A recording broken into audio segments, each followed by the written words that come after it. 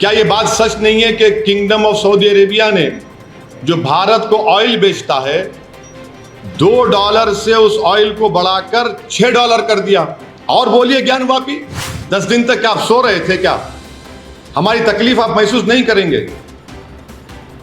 Qatar में होगा, Iran बोलेगा, मस्कत बोलेगा, सऊदी अरेबिया बोलेगा, तो आप हरकत में आएंगे? ना what is this, please tell us, बताइए। हमारा देश का अंदरूनी मामला आप सब जगह बोलते हैं जयशंकर साहब, ये कौन सा इंटरनल मैटर हो गया? अब ये इस तरह के बयानात देकर 10 दिन तक खामोश बैठकर और भारत के मुसलमानों को उनकी आवाज को नहीं सुनना प्रधानमंत्री की, ये प्रधानमंत्री भारत के मुसलमानों की नहीं बल्कि भारत के शहरियों की बेइज्जती कर रहे हैं। मगर 10 दिन तक आप खामोश बैठे, इससे साफ जाहिर हो रहा था कि आपने कहा कि बोलते रहो बेटा, अगर कुछ होगा तो हम तुमको सस्पेंड कर देंगे। बीजेपी और देश के प्रधानमंत्री की सरकार को, नरेंद्र मोदी और उनकी सरकार को 10 दिन लग गए। 10 दिन के बाद उनको ये ख्याल आया कि उनके नेशनल स्पोक्स पर्सन, जो उनके नेशनल एग्जीक्यूटिव कमेटी के मेंबर भी हैं, उन्होंने कुछ ऐसा बात कह दी टाइम्स नाउ के टीवी चैनल पर जिससे मुसलमानों को, उनके जज्बात को, उनको दिली ठेस हुई। 10 दिन के बाद कैसे ख्याल है प्रधानमंत्री को, जबकि हर प्राइम टाइम शो लोग बोलते हैं प्रधानमंत्री खुद बैठकर देखते हैं। तो 10 दिन के बाद बीजेपी रिएक्ट करती है, और कब रिएक्ट करती है? जब देश के वाइस प्रेसिडेंट ख़तर को पहुंच रहे हैं तो प्लेन में जो प्लेन में होते हैं तो उनसे कहा जाता है कि आपका जो बैंक्वेट था वो कैंसिल कर दिया गया है। तो जब देश के वाइस प्रेसिडेंट ख़तर में होते हैं, ख़तर की सरकार हमारे देश के एम्बेसडर को बुलाकर उनसे कहती है कि आप माफ़ी चाहें, क्योंकि बीजेपी के एक स्पोक्स पर्सन ने प्रॉफिट मोहम्मद सल्लल्लाहु अलैहि वसल्लम की शान में बकवास बकी है, झूठ बका है। तो उसके बाद आप देखते हैं कि फ़ौरन बीजेपी हरकत में आती है और बीजेपी अपने नेशनल स्पोक्स पर्सन के ख़िलाफ़ उसको सस्पेंड करती है। मैं देश के प्रधानमंत्री को जब भिवंडी में मैं जनसभा को एड्रेस कर रहा था, उस वक्त भी प्रधानमंत्री से अपील किया कि आप देश के प्रधानमंत्री हैं, आप अपने नेशनल स्पोक्स पर्सन के ख़िलाफ़ एक्शन लीजिए। ये गलत कहा उन्होंने, मगर देश के प्रधानमंत्री टस से मस नहीं हुए। और 10 दिन के बाद, क्योंकि गल्फ़ कंट्रीज़ में ये मसला बहुत बड़ा हो चुका था, इसलिए हालत मजबूरी में देश के प्रधानमंत्री ने अपने नेशनल स्पोक्स पर्सन के ख़िलाफ़ एक्शन लिया। ये सरासर गलत है। गलत इसलिए है क्योंकि एक्शन तो आपको 10 दिन पहले लेना था।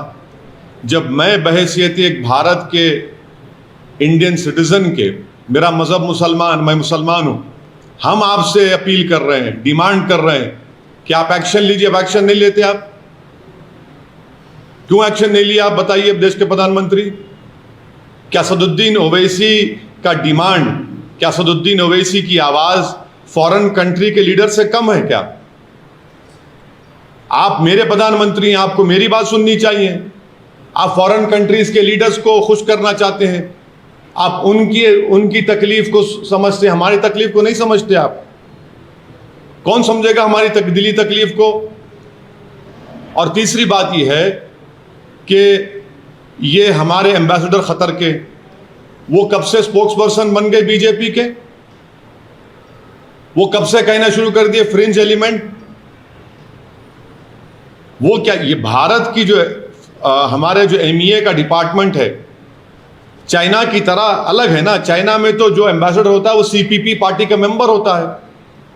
ये कब से हो गया कि एम्बेसडर अब बीजेपी का मेंबर हो चुका है क्या?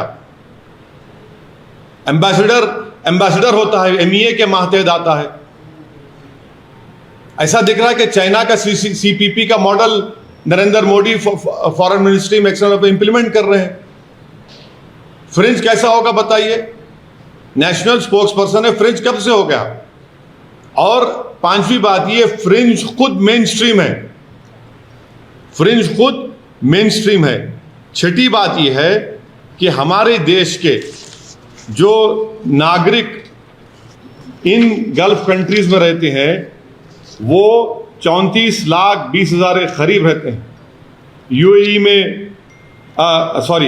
में खुद 34,20,000, सऊदी अरेबिया में 25 लाख, यूनाइटेड स्टेट्स में 12,80,000, कुवैत में 10,29,000, ओमान में 7 लाख, कतर में 7.5 लाख, नेपाल में 5 लाख, यूनाइटेड किंगडम में 3-3.5 लाख करीब, सिंगापुर में 3.5 लाख, बहरीन में 3,23,000, और जितने टॉप 10 एनआरआई डेस्टिनेशन है उसमें 6 के 6 ये गल्फ कंट्रीज में है। अगर ये गल्फ कंट्रीज में इंडियंस के खिलाफ हॉस्टिलिटी बढ़ जाएगी तो क्या होगा? अगर ये लोग हॉस्टिलिटी शुरू कर देंगे और हेट वायलेंस वहां पर शुरू हो जाएगा इंडियंस के ऊपर, तो कौन जिम्मेदार है? प्रधानमंत्री जी बताइए। और देश को 55% रेमिटेंस यही कंट्री से आता है जिसका मैंने भी नाम लिया।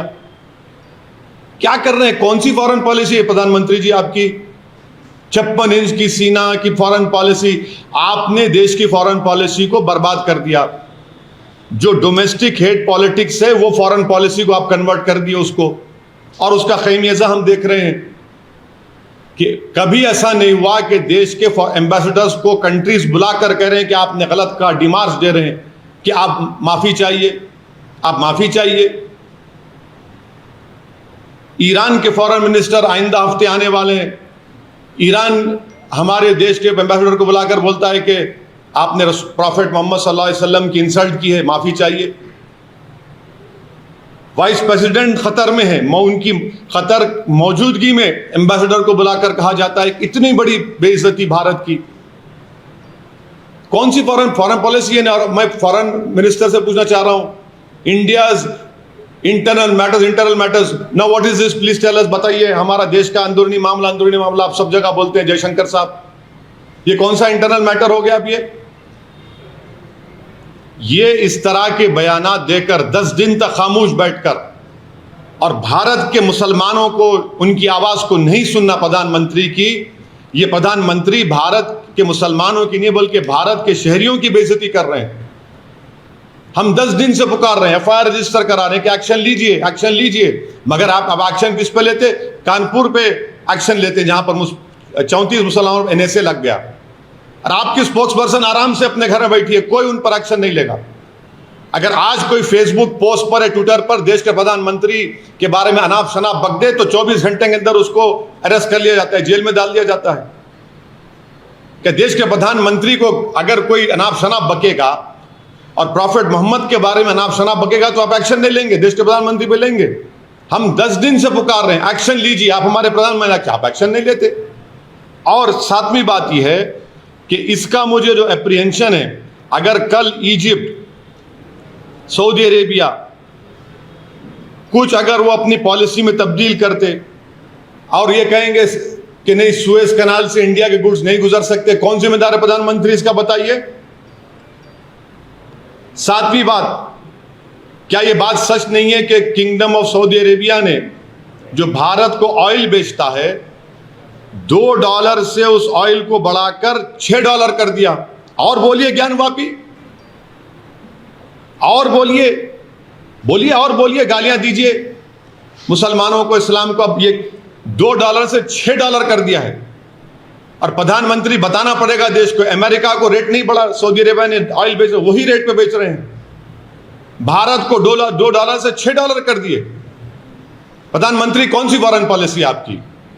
आठवीं बात यह है कि बीजेपी, ये इनके हरकतों से बीजेपी डेलिबरेटली अपने लोगों को बोलती है जाकर गाली दो, हेट की जो स्पीचेस हैं वो करते रहो, नफरत पैदा करो मुसलमानों के ताल्लुक से देश में।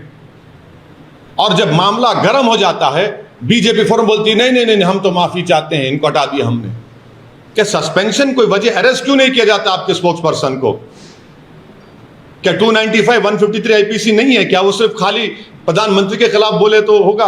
और जो स्पोक्स पर्सन को सस्पेंड करें वो अपना वीडियो जारी करके वो कहती हैं कि मुझसे तो देश के होम मिनिस्टर ने बात की, बीजेपी के बड़े बड़े नेताओं ने मुझसे बातचीत की और कहा कि हिम्मत मत हारो, तुमने सही कहा। तो प्रधानमंत्री पूरी विश्व को ये स्टेटमेंट दे रहे हैं कि आप मुसलमानों को प्रॉफिट मोहम्मद के बारे में अनाप शनाप बकते रहिए, हम कुछ नहीं बोलेंगे। हाँ, अगर कुछ बाहर कुछ हो गया तो जब हमको तकलीफ होगी। भारत के मुसलमान को क्यों नहीं सुनते प्रधानमंत्री? आखिर क्या मेरी वैल्यू कम है देश के प्रधानमंत्री एक फॉरेन कंट्री के लीडर से? मैं पुकार कर कह रहा हूं, एफआईआर रजिस्टर हो रहे हैं, मगर आप नहीं सुनना चाहते। और आखिरी बात यह है कि अब हम देख चुके हैं कि इसका बहुत बड़ा इकोनॉमिक खमियाजा भी भुगतना पड़ेगा, क्योंकि देश के प्रधानमंत्री इसके जिम्मेदार होंगे। हम ये डिमांड करते हैं कि सिर्फ सस्पेंशन नहीं बल्कि उस नेशनल स्पोक्स पर्सन को इमीडिएटली अरेस्ट किया जाना चाहिए। अरेस्ट क्यों नहीं किया जाता? कानपुर में गड़बड़ हुई तो 35 लोगों पर एनएसए लग जाता है। वो गड़बड़ नहीं होती अगर आप एक्शन ले लेते हैं अपने नेशनल स्पोक्स पर्सन के ऊपर। और आप हमको, ये तो आरएसएस की आइडियोलॉजी शुरू से रही कि भारत का मुसलमान, अरे हमको क्या करना है इन फॉरेन कंट्रीज से? मगर आपने खुद इन लोगों को इनकरेज किया, आप खुद इनको अपनी छत्रोछाया में रखते हैं, और इसीलिए हम आज देख रहे हैं कि हमारी फॉरेन पॉलिसी टैटर्स में है और हमारी बेइज्जती पूरे विश्व में हो रही है। अमेरिका ने रिपोर्ट पेश कर दी अपने रिलीजियस फ्रीडम की, कंट्री ऑफ कंसर्न में 3 साल से भारत आ रहा है। कौन सी फॉरेन पॉलिसी बताइए आपकी? सब कह रहे हैं मगर आप रुकना नहीं चाहते देश के प्रधानमंत्री, और बोलते फ्रिंज। कहां का फ्रिंज है? नेशनल स्पोक्स पर्सन फ्रिंज होता है क्या? बताइए आप। 10 दिन के बाद आप रिएक्ट करते हैं और हम पुकार रहे हैं, कह रहे हैं कि एक्शन लीजिए, नहीं लेंगे आप। और 10 दिन के बाद क्योंकि फॉरेन कंट्रीज में गड़बड़ होना शुरू हो गई तो आप फौरन रिएक्ट करते हैं। इस स्पोक्स पर्सन को अरेस्ट करना चाहिए, उनको जेल को जाना चाहिए, उनके ऊपर जो एफआईआर रजिस्टर किए, ये गवर्नमेंट के इंसाफ का तकाजा है। सिर्फ आप लेटर लिख कर दे देंगे कि आपने पार्टी का पोजीशन ये था, 10 दिन के बाद आपको ये ख्याल आया कि आपके व्यूज पार्टी के पोजीशन से कॉन्ट्री हैं। 10 दिन तक क्या आप सो रहे थे क्या? हमारी तकलीफ आप महसूस नहीं करेंगे? खतर में होगा, ईरान बोलेगा, मस्कत बोलेगा, सऊदी अरेबिया बोलेगा तो आप हरकत में आएंगे। और देश के प्रधानमंत्री को मैं याद दिलाना चाह रहा हूं कि आपने दिसंबर में जब CAA का कानून पास किया, आपने एक स्टेटमेंट दिया था। आपने कहा था कि मुस्लिम कंट्रीज मुझे बहुत चाहते हैं तो मुसलमान क्यों डरेंगे भारत के? देश के प्रधानमंत्री, हम भारत के हैं, हम आपसे पूछ रहे हैं आप क्यों हरकत में नहीं आए हमारे इस डिमांड को? मगर 10 दिन तक आप खामोश बैठे। इससे साफ जाहिर हो रहा था कि आपने कहा कि बोलते रहो बेटा, अगर कुछ होगा तो हम तुमको सस्पेंड कर देंगे।